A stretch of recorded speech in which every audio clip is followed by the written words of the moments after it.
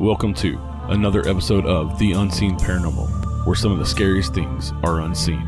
I'm your host, Eric Freeman.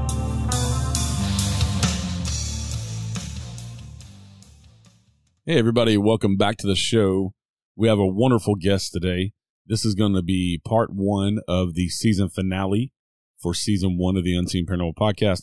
I just wanted to take a moment to say thank you so much to all of you for listening and making this first season amazing. We will be back sometime in July to start season two. Got some big things planned. And again, thank you all for listening. Enjoy this awesome episode and check out part two next week. Today we have an amazing guest with us. We are chatting with author Andrea Perron. In her 3-volume series, House of Darkness, House of Light, Andrea chronicles her family's incredible 10-year journey through the paranormal and supernatural while living on a 200-acre farm in rural Rhode Island. This quaint farmhouse has become known as the Conjuring House. Today we're going to talk with Andrea about what happened to her and her family and how it's become her life's work to tell the real story. Hey, Andrea, welcome to the show, and thank you for joining us today. Oh, it's my pleasure, Eric. It truly is. You're lovely, and we're going to have a wonderful conversation. Thank you so much. I think the same of you, and I've been excited to get this scheduled and to actually talk to you. I've been watching your show on Facebook, and yeah, I'm kind of hooked on your show now too. I never knew about it before, and so you have a show called A World Awakening that you do once a week live. And I do, and it simulcasts on YouTube and Facebook. And it used to be years ago. I did it as a blog talk radio show with my paranormal partner George R. Lopez, who has his own paranormal primetime show as well on Monday nights. And, we did it for about 2.5 years, and then life got completely ahead of me. And, I couldn't do everything. right. And then when the pandemic hit, I relaunched it solo as a video show, and my producer is Tony Rathman. He's wonderful. I really couldn't do it without him. He's wonderful. And we do it on StreamYard. So it's video. And, I think that we have, especially through the pandemic, we've all kind of moved into, video, whatever, in terms of Zoom and Skype and StreamYard and, Right. All the different platforms that are available. Although I must tell you that I do prefer doing things audio, because then I don't have to do a thing with my COVID hair. I don't have to slap on any lip lard. I don't have to, look better than I feel, none of that. Right. So, I appreciate being able to talk with you and not have to look the part and just be myself. Yeah. I've been a little against the video stuff. I've done some of it when I've had to, but for the most part, I like the audio. I think it lends itself to your audience to kind of listen while they drive or, do other things. So. Yes. And actually, I have a lot of people that tell me that they listen to my show. That they don't actually watch it. And the only time that they watch it is when, like, I have a professional photographer on and we're going through, photographs and stuff like that. Right. That really, it's necessary to actually watch it.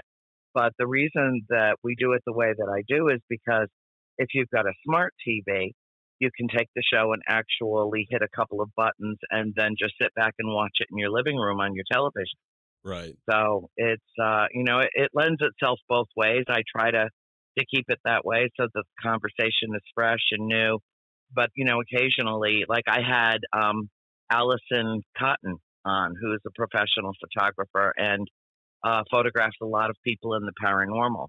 And so I had her on several months back, and the whole show was about photographs. So you kind of had to watch it in order to get the full effect, but it's I really enjoy doing it. And I've got so many. I would really love to book you on my show. I think that I'm going to kind of tie you in and make you say yes right on your air. put me on the spot. No, I would love to come on your show. I'd love to come on and talk paranormal. I enjoy this immensely. And not only, one of the things I never thought about when I started this show was people wanting me to come on their show and tell my story. And oh, no, absolutely. Yeah. And absolutely. I just looked at it when I started this show of Well, it's because I want to talk to interesting people in the paranormal and with their experiences and stuff. I never looked at it like people would want to hear my stories, like I had anything to say. And then, you know, it's just kind of, I've grown to have a bigger and bigger voice, which is kind of, it's weird in a way. No, but it's good because, you know, the thing is that what's so liberating about having discussions like this is that there's nobody in this field that didn't have an experience that kind of brought them into the field. You know what I'm saying? Right. This right. is the kind of thing like, and most people that I've spoken with, their first paranormal experience was as a child or a youngster. And so, and it spawned an interest and a curiosity, a fascination, lifelong. And so anybody that you're talking to in this field has their own story to tell. So I want to give you the venue to tell me yours as I will tell you mine. And whoever listens to it, who is drawn or gravitates to this type of podcast or video or whatever, it's because they've had experiences too. Right. For the most part, they're not just idly curious and time to kill. They gravitate to it for a reason. And so I find that it's extremely liberating when you and I speak our truth about our experiences. It gives others permission to speak their own truth. Right. And that's the true beauty of it. Yeah, it really is. And I found that very much so to be true doing this show and the feedback that I get from my listeners. And yeah, if anything, to make them feel validated and not like they're going crazy because they're having these experiences. Well, don't think that there weren't moments when we were growing up at the farm that we literally questioned our own senses and our sensibilities. Right. I mean, I think every single one of us said at one time or another, did I just see that? Is that my imagination? Is it, you know, is the light playing tricks with my eyes? Have I lost my mind? I mean, it is natural when one encounters something supernatural to have that kind of reaction to it. It is the type of thing that burns itself into your memory banks. You remember every detail of the experience. You remember the temperature in the room, sometimes what you were wearing, you know, the smells around you, everything around you while it's occurring. And when I was writing the books, my biggest concern, honestly, my biggest concern was that my sister Nancy was going to remember things differently than Cindy did, or that Christine did, or my mom or my dad, or how April would remember it.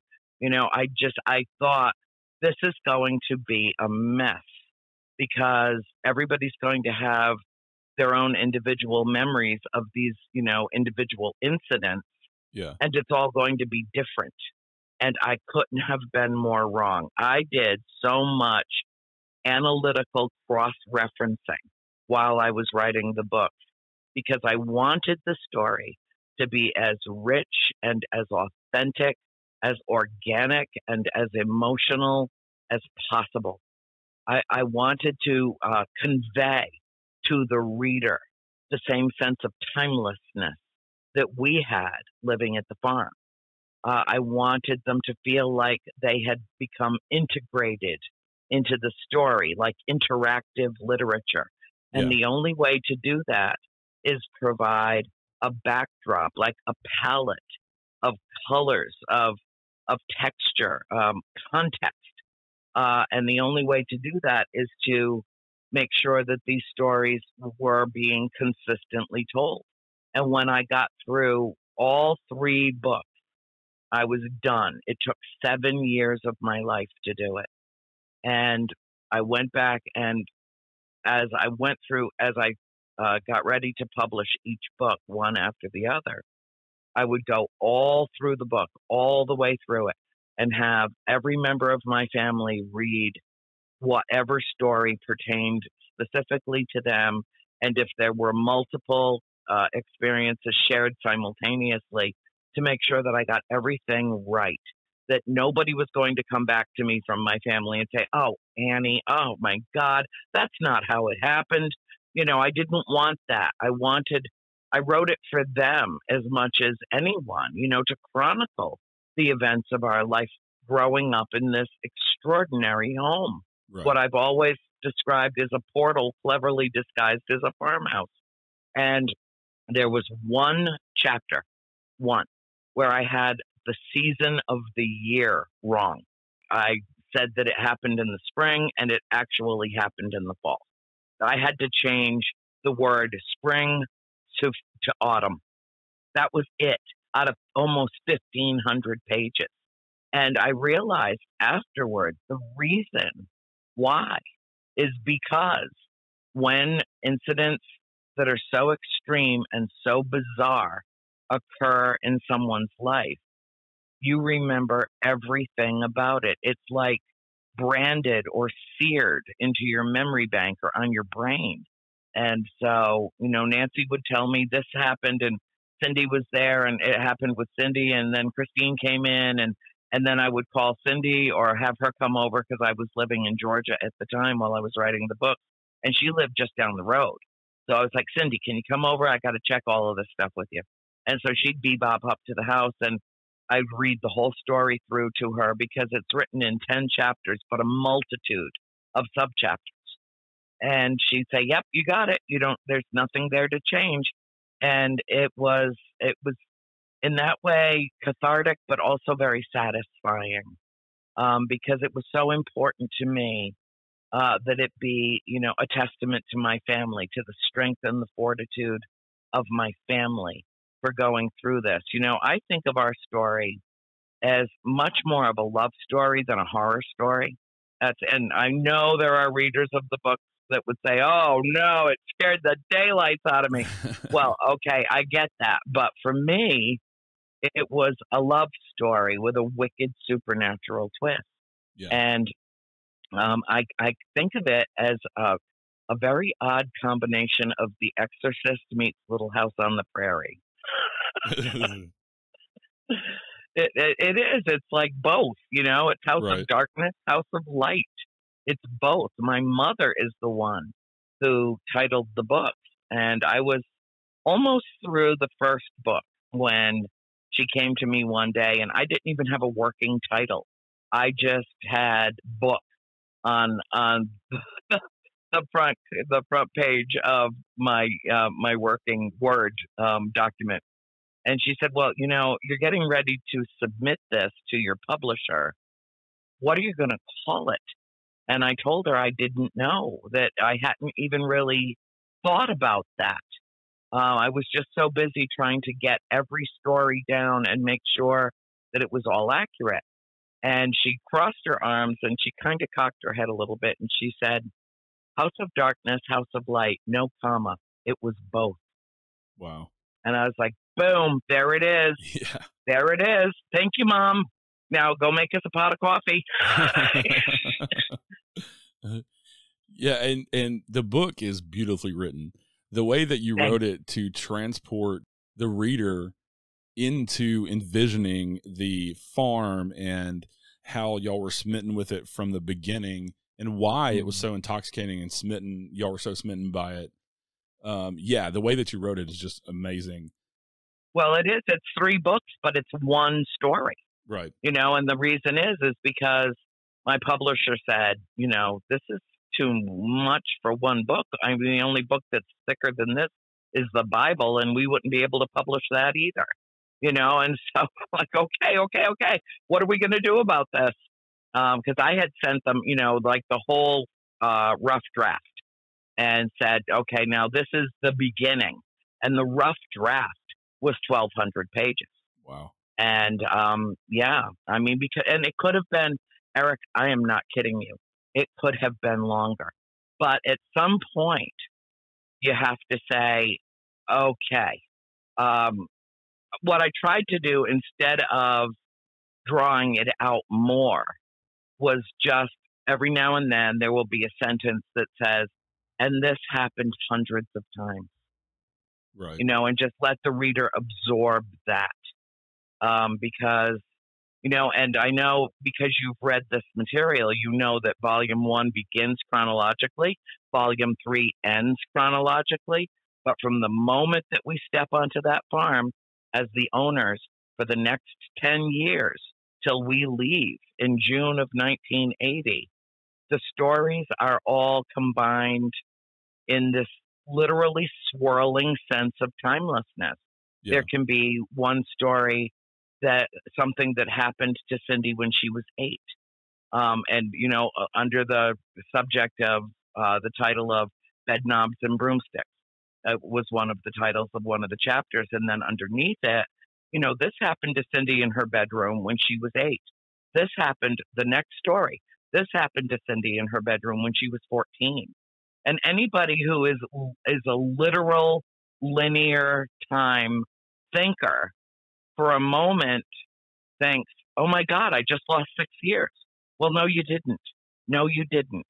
What I want my reader to do, what I ask my reader to do, is pause and reflect on why those two stories are together. Right. Because it was a certain type of haunting.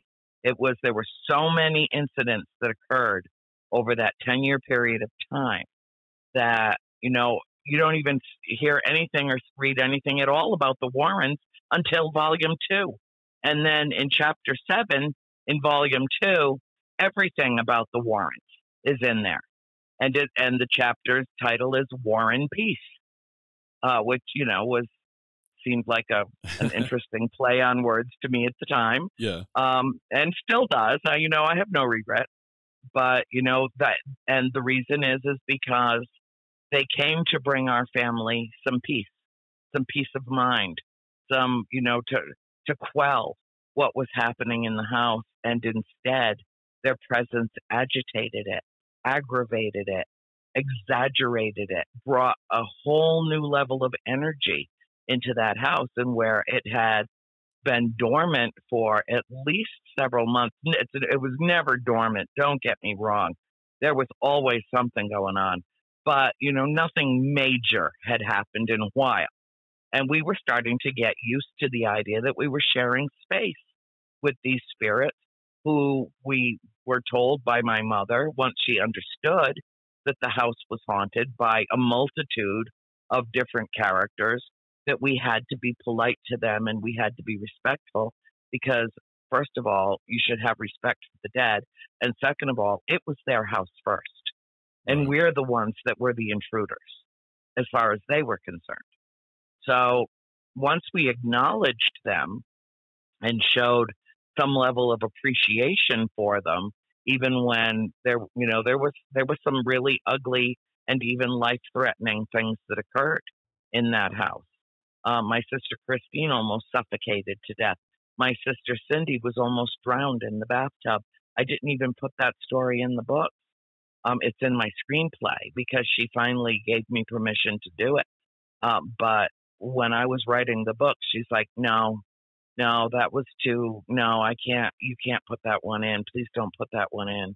And so I obliged, out of respect for my sisters. Right. There were several stories that didn't go into the books, but that have since gone into the screenplays that I'm working on. And that's a whole nother story. I mean, that's like a whole nother interview coming up for us. And when everything falls into place around that, I will come back on your show and I'll let you know all the details. But suffice to say that this true story from these books is going to make it to the screen. Yeah, and I want to make that distinction to the listeners that even though it's been dubbed the Conjuring House, what you see in that Hollywood movie is from the Warrens. And even though you gave them permission to, your family gave them permission to use y'all's names and likenesses and that type of stuff, it's very different than the real story. It bears no actual resemblance to the real story. I would say it's about 5% absolutely accurate. It's about another 10% kind of sort of accurate. And then the rest of it is conjured up in the vivid imaginations of two screenwriters who are lovely men. And they wanted to tell the truth, Eric.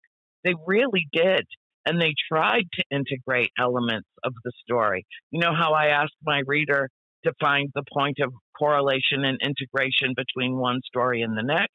Well, they wanted to do that too.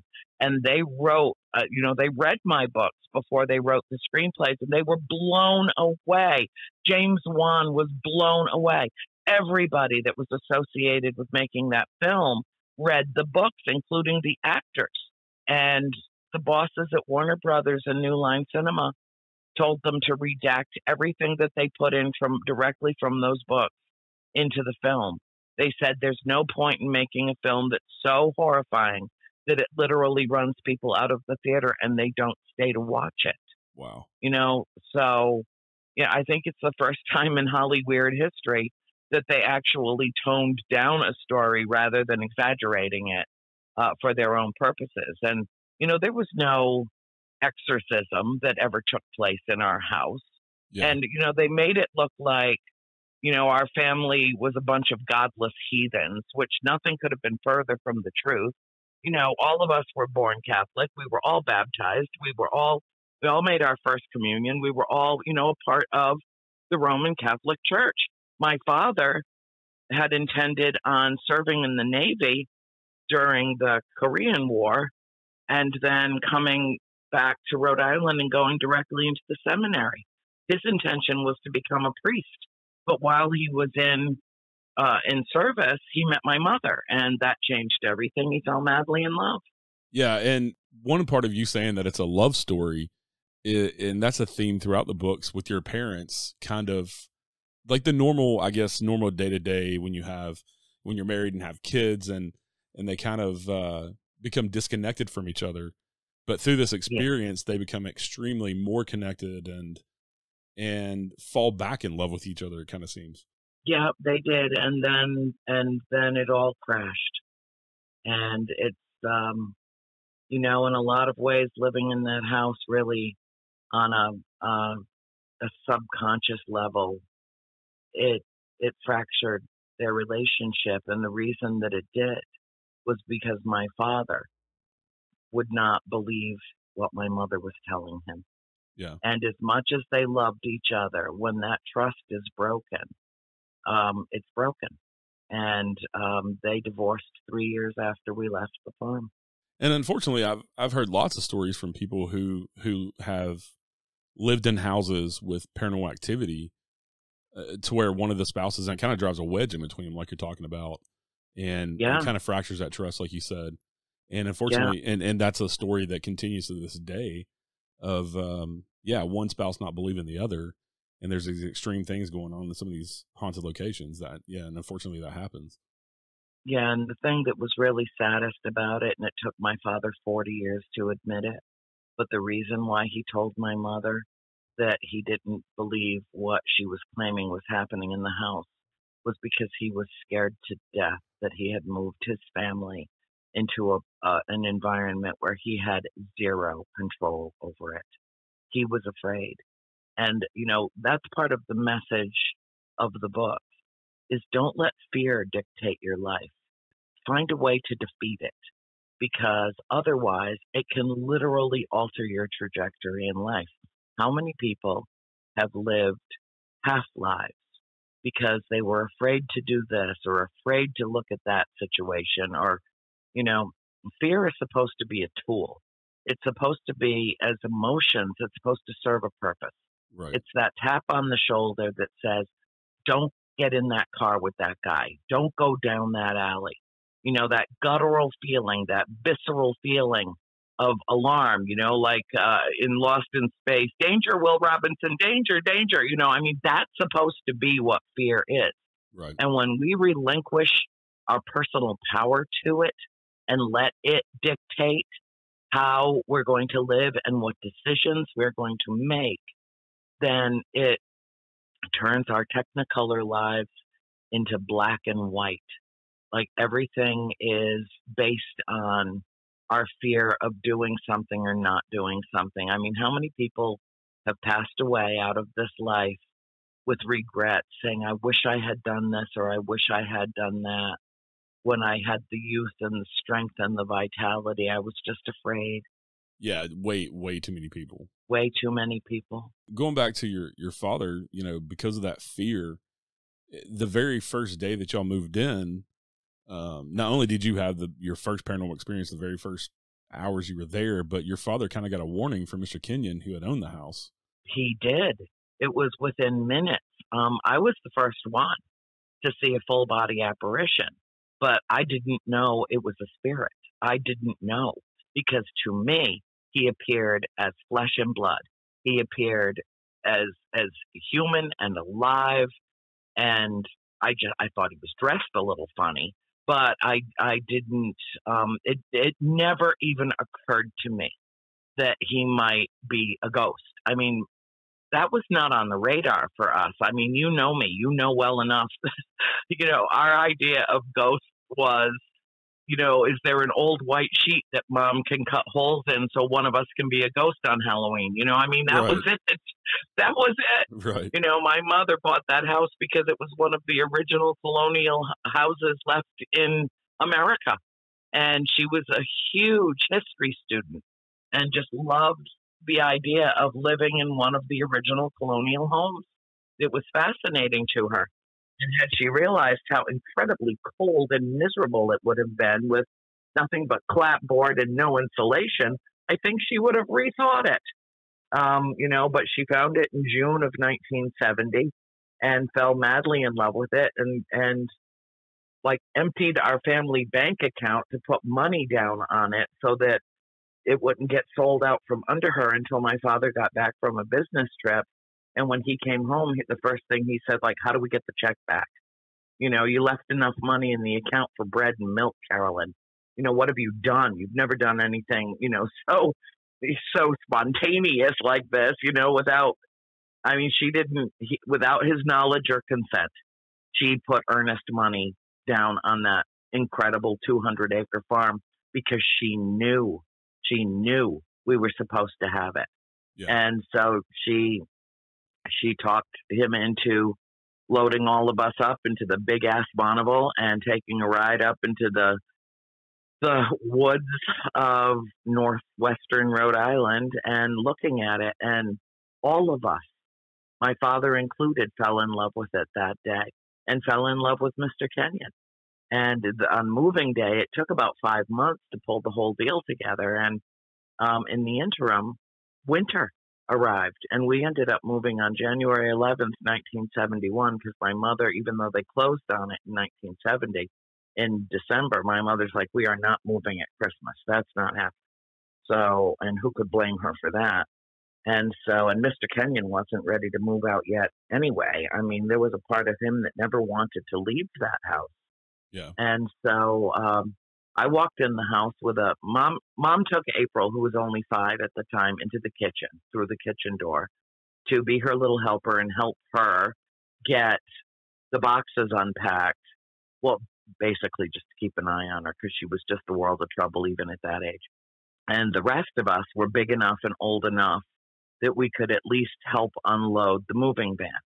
So my father gave me the first box. I walked in the closest door to where the truck was parked. And so within a couple of minutes of our arrival, I saw this man standing in the dining room with Mr. Kenyon, who was packing up the last of his belongings out of the built-in china hutch in the corner of the dining room. And I went over I laid the box down on the table and I chatted with him for a moment. And then I turned to walk through the front foyer, and the man that I had not seen when I came in the room was standing right there. And I said, "Good morning, sir," as I walked past him, and he didn't respond. He looked right through me like he didn't see me. And then my sister Christine came in with a box right after me and asked my mother the same question: who's that man with Mr. Kenyon? And my mom's like, nobody's with Mr. Kenyon that I know of. His son's on the way. He's not here yet.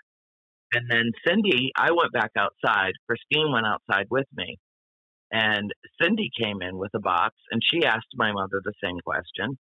And then Nancy came in with a box right behind her, and she leaned over to Cindy and she said, "Did you see that man with Mr. Kenyon?" "I did, but he just disappeared."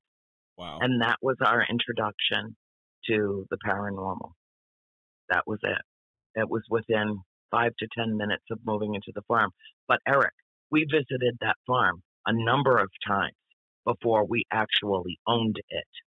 And none of us remember having anything weird or spooky or, feeling anything like we were being watched or anything. Nothing. When we were visiting the farm, it's almost like they were waiting for us to own it. But well, like what, like we couldn't get out of the deal, like they waiting till that's it. They're here, and now we can make our presence known, like waiting in the wings in a theater. Right. And it was 4 of the 5 of the children on day 1 had that experience. And the thing that was most bizarre about it was about an hour or 2 later, all 4 of us were standing in the dining room with Mr. Kenyon when my father came in and asked him if he would like to stay and just live out his life with us. The house was plenty big enough for him to stay, and it was obvious to my father and my mother that he really didn't want to leave. And he said, "Oh no, my son built me a house on his property, and he'd never go for that. And thank you so much, but." And his son finally arrived to, help out. And just before he left, it was just around dusk. He and my dad went outside. He asked Dad to go take a little walk with him. And he said to him, "Roger, for the sake of your family, leave the lights on at night." And my father didn't know how to interpret that. The way that his brain, his Virgo pragmatic brain, processed that statement was, this is a new house to your family. There's one bathroom on the first floor, and all your girls are going to be sleeping upstairs. Right. So if you don't want them falling down, these pitched, narrow, difficult stairs, then it would be best if you leave lights on in the house at night so the girls can, find their way downstairs should nature call. That's how he interpreted what Mr. Kenyon said to him. And it wasn't until sometime later that he realized what Mr. Kenyon was telling him, because over time, we found out, we couldn't even see our nearest neighbor's house. The place was so huge and sprawling. But over time, we got to meet other people in the area, and they would tell us that there was never, ever a time at night that didn't matter if it was 2, 3, 4 o'clock in the morning. If they drove past that house, it was lit up like a Christmas tree. Every light in the house was on every single night. And so how long did Mr. Kenyon live there before y'all bought the property from him? Oh, I don't know exactly, but I would say probably 50 or 60 years, at least 50 years. Yeah. As, his wife actually was the one that inherited the house. And so they raised their son there. But that house had a reputation long before we bought it, long before. Right. And that house, the house was built back in the early 1700s, so there's a huge history there as well. Well, yeah, the land for it was deeded in 1680. We don't know precisely when they began building the house, but it only began as like a 2 or a 3 room house. In fact, between my bedroom upstairs and the middle bedroom is an outdoor window right in the wall. They never took it out. And so, they added on, I guess, as the family burgeoned. It was built by the Richardson family, and then through marriage, it became the Arnold estate, because back then, women weren't allowed to own property. So if they had daughters and they got married, then it reverted to their husband's ownership. Thank God those days are over, and we're never going back. You know what I mean? Right. Did Mr. Kenyon, I know he came back to visit and had another kind of cryptic message for your parents. Did y'all ever get any full story out of him, of anything that happened to him? No, my mother, when she started hearing sounds, strange things were happening in the house, she would ask him about it as delicately as she could, because it was obvious it was not something he wanted to discuss. And at one point, she said to him, "Earl, I keep hearing very strange noises around the fireplace in the parlor." And he just reached over and kind of patted her hand and said, swallows in the chimney, my dear, swallows in the chimney.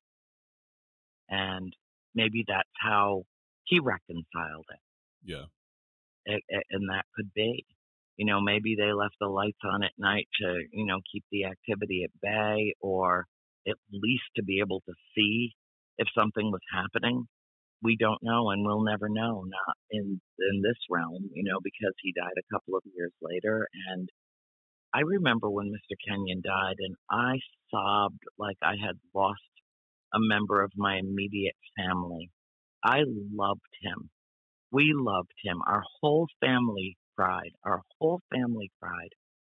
He was such a lovely man, so sweet and so kind to us, so good. But he could never bring himself to divulge anything to my mother. And it was obvious that was not something that my father really wanted to talk about. And I'm sure he didn't want to be thought of as a delusional old man. Right. He had full use of his faculties until the day he died. And it was a real loss.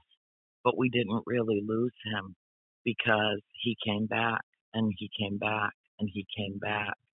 And even at one point, years later, when my sister Cindy was in a crisis, he manifested in form to help her resolve the issue.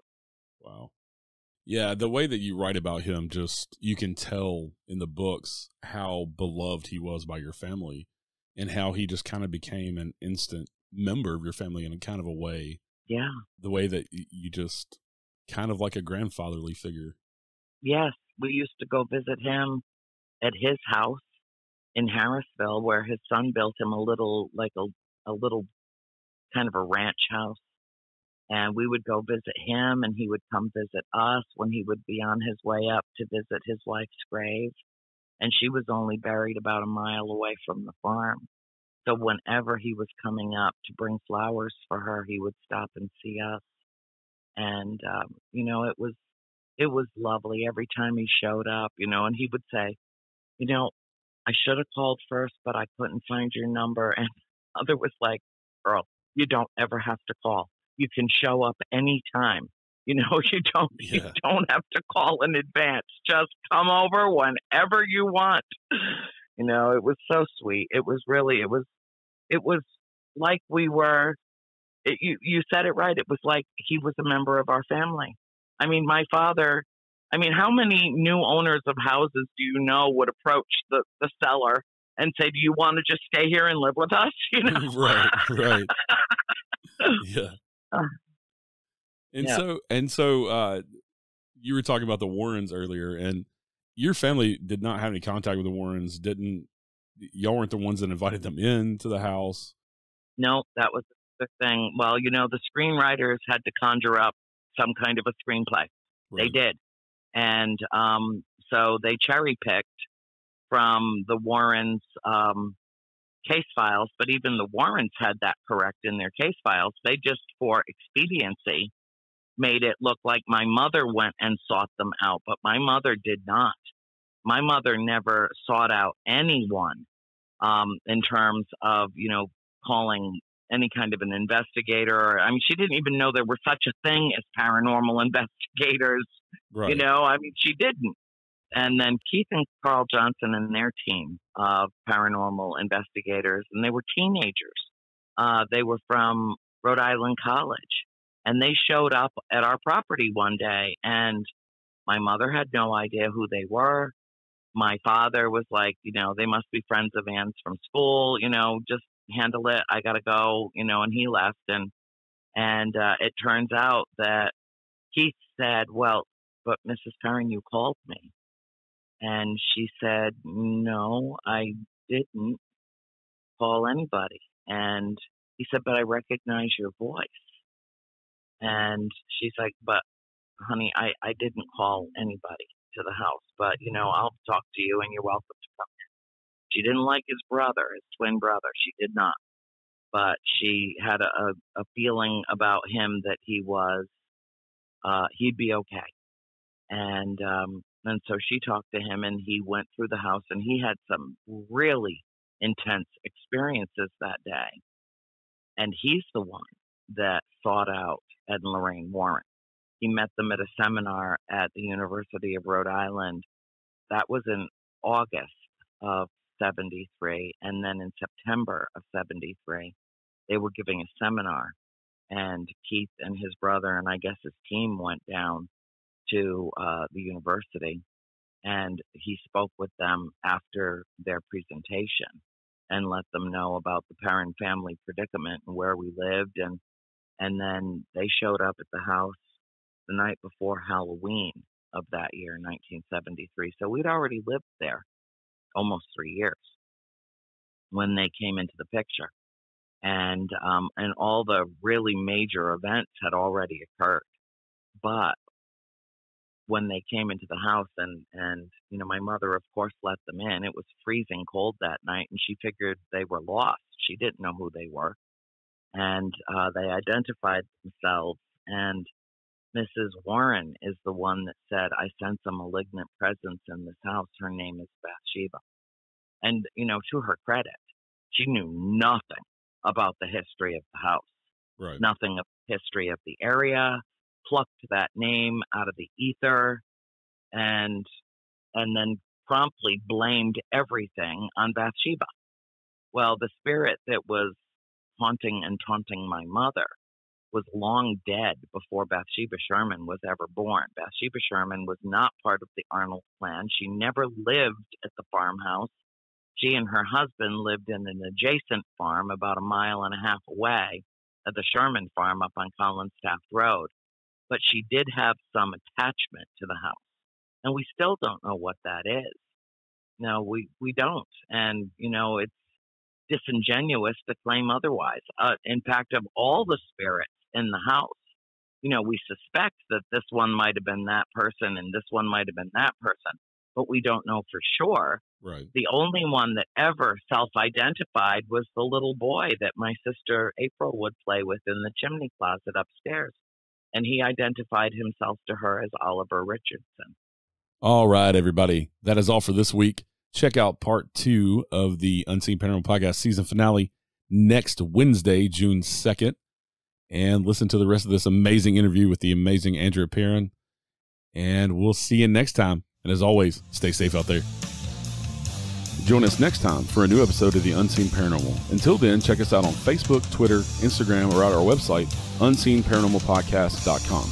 And don't forget to like, review, rate, and share with all your friends. Thank you to my friend Chris Lips for the awesome theme music.